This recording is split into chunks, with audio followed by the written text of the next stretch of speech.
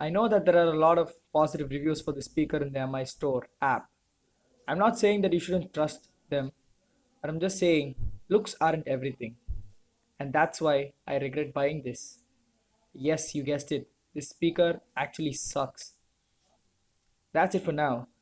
If you want to know more on why, please subscribe as my next video will explain. Until then, thanks for watching.